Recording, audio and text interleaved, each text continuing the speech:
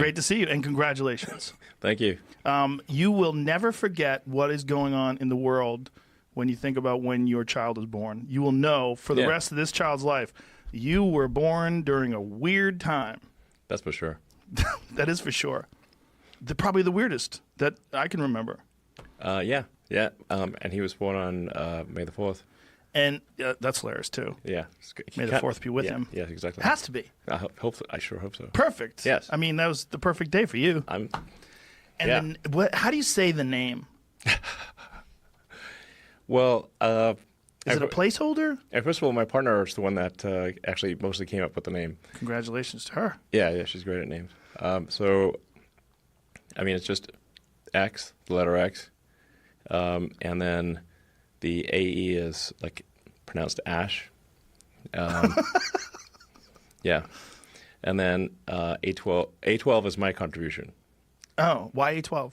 Archangel 12, the precursor to the SR-71, coolest plane ever. It's true. I agree with you. I don't know. I'm not familiar with it. I know what the SR-71 is. Yeah, I know what that is. But... So the SR-71 came from a CIA program called Archangel. Oh. It's the Archangel Project. Oh. And then Archangel 12. Oh, wow. What a dope looking plane. Yeah. Oh, okay. I get it. Yeah. Well, as a person who's very much into aerial travel, as you are, that's perfect. It's pretty great. Yeah, pretty great. So does it feel strange to have a child while this craziness is going? Does it feel, you've had children before, is this any weirder? I think it's better being older and having a kid. I appreciate it more. Yeah. Babies are awesome. They are pretty awesome. They're awesome. Yeah. When I didn't have any of my own, I would see other people's kids, and I didn't not like them. Sure. But I wasn't drawn to them. Sure. But now when I see little people's kids, I'm like, oh, I think of them in like these little love packages. Yeah, the little love bugs. Yeah, it's just you think of them differently when you see them come out and then grow and then eventually start talking to you. Like your whole idea what a baby is very different. Yeah. So now as you get older and get to appreciate it as a mature, fully formed adult, it must be really pretty wonderful. Yeah, wonderful. It's great. But babies are awesome. They are. Yeah, that's great. Yeah.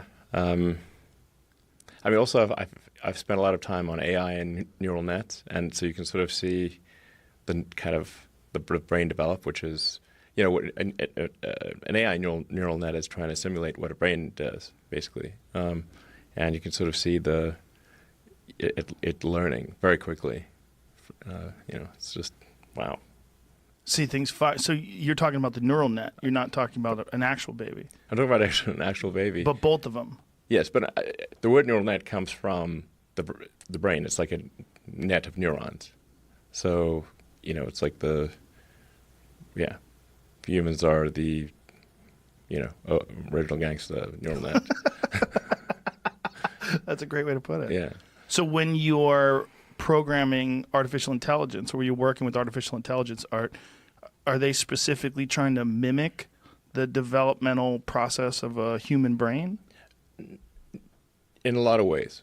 There's some ways that are different. An analogy that's often used is like, we don't make a submarine swim like a fish, but we take the principles of how, of hydrodynamics and apply them to a submarine. I've always wondered, as a layperson, do you try to achieve the same results as a human brain but through different methods, or do you try to copy the way a human brain achieves results? I mean, the essential elements of an AI neural net are really very, very similar to a human brain neural net. Yeah. It's having the multiple layers of neurons and back propagation. All these things are what your brain does. It's sort of, you have a layer of neurons that goes through a series of intermediate steps to ultimately cognition, and then it'll reverse those steps and go back and forth and go all over the place. It's interesting, very interesting. Yeah, I would imagine, like the thought of programming something that is eventually going to be smarter than us, that one day it's going to be like, why did you do it that way? Like when artificial intelligence becomes sentient, they're like, oh, you tried to mimic yourself. Like this is so much better process. Cut out all this nonsense. Like I said, there are elements that are the same, but just like an aircraft does not fly like a bird. Right. Yeah, it doesn't flap its wings, but the wings, the way the wings work and generate lift is the same as bird. Now you're in the middle of this this strange time where you're selling your houses. You say you don't want any material possessions, and I've been seeing all that, and I've been really excited to talk to you about this. Yeah, because it's an interesting thing to come from a guy like yourself. Like, why are you doing that? I'm slightly sad about it actually, but Well, if you're sad about it, why are you doing it? I think possessions kind of weigh you down. They're kind of an attack vector. You know, he'll say, "Hey, billionaire, you got all this stuff." Like, well, now I don't have stuff. Now what are you going to do? Attack vector meaning like people target it. Yeah. Interesting. Yeah. But you're obviously so you're gonna rent a place? Yeah. Okay. And get rid of everything except clothes? No, I said like almost everything.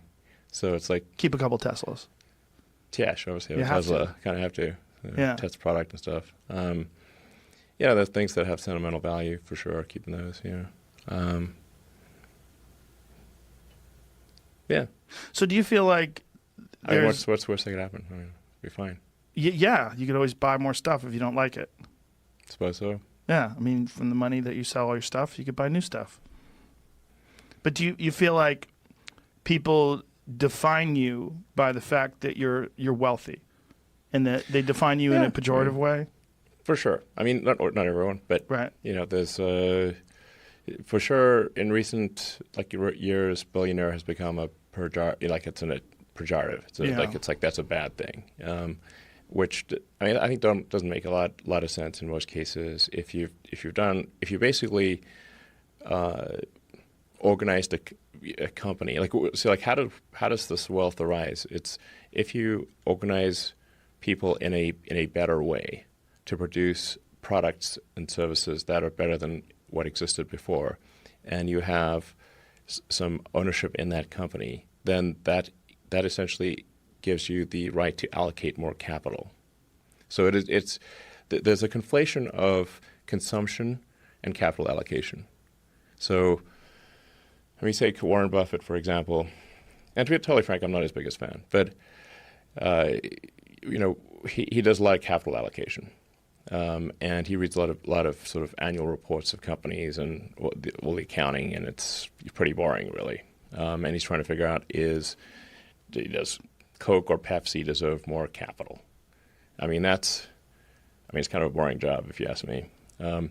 But it's still a thing that's important to figure out. Like, which is a company deserving of more or less capital? Should that company grow or expand? Is it making products and services that are better than others or worse? And if a company is making compelling products and services, it should get more capital, and if it's not, it should get less or go out of business. Well, there's a big difference too between someone who's making an incredible amount of money designing and engineering fantastic products versus someone who's making an incredible amount of money by investing in companies or moving money around in the stock market or doing things along those lines. It's a different thing, and to put them all in the same category seems it's very simple. And as you pointed out, it's an attack vector. Yeah, for sure. Yeah. I think it's really. I do think there, in the United States especially, there's an overallocation of talent in finance and law. Basically, too many smart people go into finance and law. So, this is both a compliment and a criticism. We should have, I think, fewer people doing law and fewer people doing finance and more people making stuff. Yeah. Yeah. Well, that would certainly be better for all involved if they made better stuff. Yeah, absolutely. Manufacturing used to be highly valued in the United States, and these days it's not. It's often looked down upon, which I think is wrong. Yeah. Well, I think that people are kind of learning that, particularly because of this whole pandemic and this relationship that we have with China, that there's a lot of value into making things here. Yes, somebody's got to do the real work. Yeah. And like making a car, it's an honest day's living, that's for sure. Or making anything really, or providing a valuable service, like providing good entertainment, good information. These are all valuable things to do. So yeah, there should be more of it. Did you have a moment where, is this something that, this idea of getting rid of your material possessions, is something that built up over time? Or did you have a moment of realization where you realized that? Yeah, I've been thinking about it for a while. Part of it is like I have a bunch of houses, but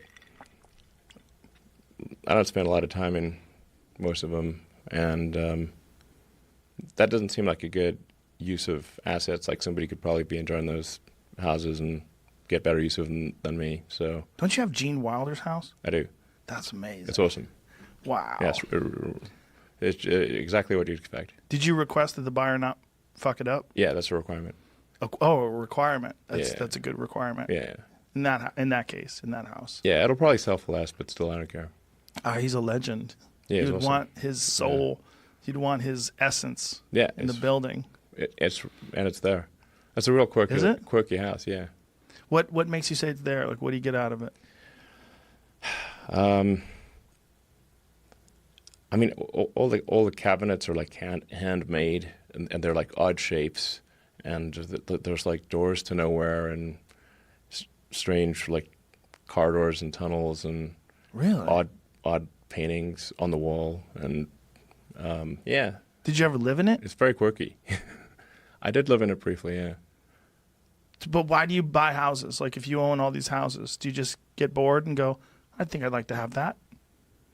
Well, I, had one house, and then the Gene Wilder house right across the road from me, from my main house, and it was going to get sold and then torn down and turned into, be a big construction zone for 3 years, and I was like, well, I think I'll buy it and preserve the spirit of Gene Wilder and not have a giant construction zone. And then I started having like some privacy issues where like people would, like lots of people would just like come to my house and, start climbing over the walls and stuff. So like, man. So then I started like bought some of the houses around my house. And then I thought at one point, well, it'd be cool to build a house. So then I acquired some properties at the top of Samara Road, and which has got a great view. And it's like, okay, well, some bunch of sort of small older houses, they're going to get torn down anyway. I was like, well, if I collect these like little houses, then I can build something, I don't know, artistic, like a,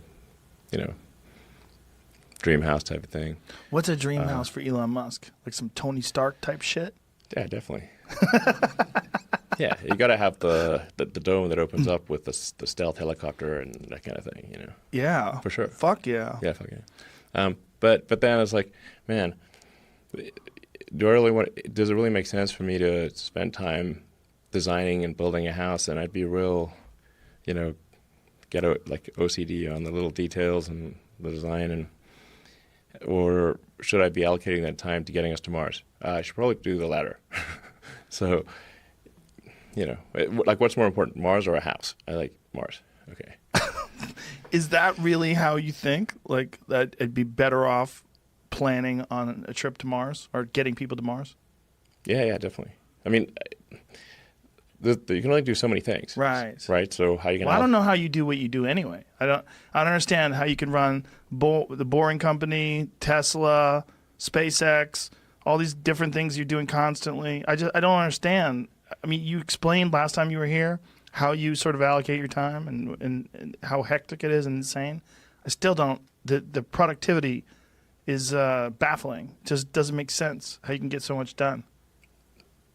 Well, I think I do have high productivity, but even with that, there's still some opportunity cost of time, and allocating time to building a house, even if it was a really great house, it still is not a good use of time relative to developing the rockets necessary to get us to Mars and helping solve sustainable energy.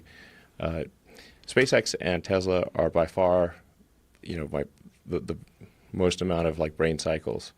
Boring Company does not take, it's like less than 1% of brain cycles, and then there's Neuralink, which is, I don't know, maybe it's like 5%, and then 5%. That's a good chunk. It's a good chunk. Yeah. We were talking about that last time, and you were trying to figure out when it was actually going to go live, when it's actually going to be available. Are you testing on people right now? No, we're not testing on people yet, but I think it won't be too long. I think we may be able to implant a Neuralink in less than a year in a person, I think. And when you do this, is there any test that you have to do before you do something like this to see what percentage of people's bodies are going to reject these things? Is there a potential for rejection? It's a very low potential for rejection. I mean, you can think of it like people put in, heart monitors and things for epileptic seizures and deep brain stimulation. Obviously, like, artificial hips and knees and that kind of thing. So the probability of, it's well known, like, what will cause rejection and what will not. It's definitely harder when you've got something that is sort of reading and writing neurons. That's generating a current pulse and reading current pulses. That's a little harder. Than say a passive device, but it's still very doable. And there are people who have primitive devices in their brains right now. What kind of devices?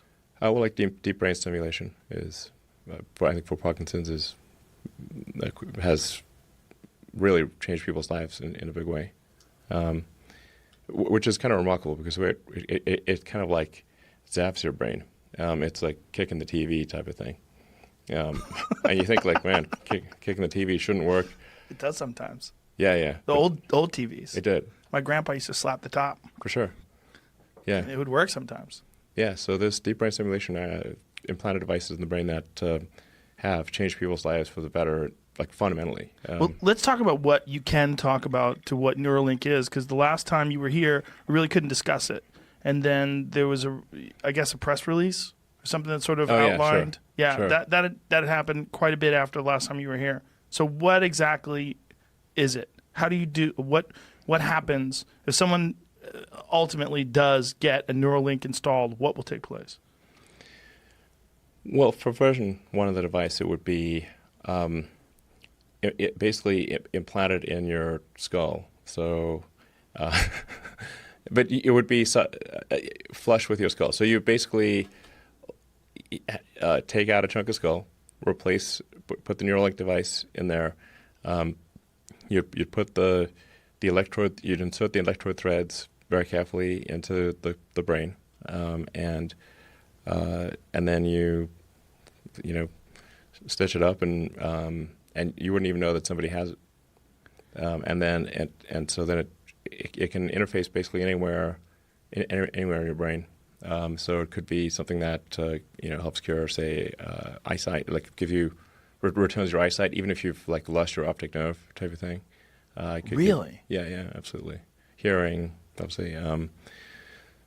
Pretty much anything that it could, in principle, fix almost anything that is wrong with the brain, and it could restore limb functionality. So if you've got interface into the motor cortex, and then an implant that's that's like a microcontroller in your muscle groups, you could then create a sort of a neural shunt that restores somebody who's a quadriplegic to full functionality, like they can walk around, be normal.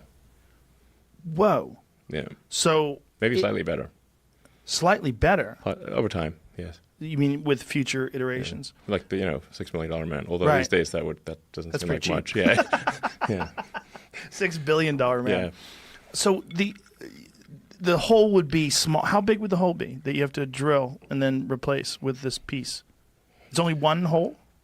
Well, yeah, the device we're working on right now is about an inch in diameter. And your skull's pretty thick, by the way. So skulls are... Mine is, for sure. It might actually literally be. I mean, if you're a big guy, your skull is actually fairly thick. Skull's is 7 to 14 millimeters. So Mine's probably a couple of inches. a half inch, half inch thick skull ish. So that's a fair bit of we got quite a coconut going on there. It's not like some eggshell. Oh yeah, I believe you. So you basically implant the device.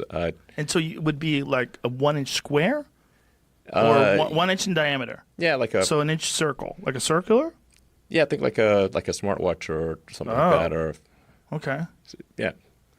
Okay, so you take this 1 inch diameter, like ice fishing, right? You ever go ice fishing? No, but I'd like to. It's great. Yeah. It's really fun. Yeah. So you basically take an auger and you drill through the surface of the ice. Yeah. And you create a small hole, and Yep. you can dunk your line in there. So this is like that. You're ice fishing on the top of your skull, and then you cork it. Yeah, and you replace that, say, 1 inch diameter piece of skull with this Neuralink device, and that has a battery and a Bluetooth and a inductive charger, and then you also got to insert the electrodes. So the electrodes are very carefully inserted with our robot that we developed. It's very carefully putting in the electrodes and avoiding any veins or arteries.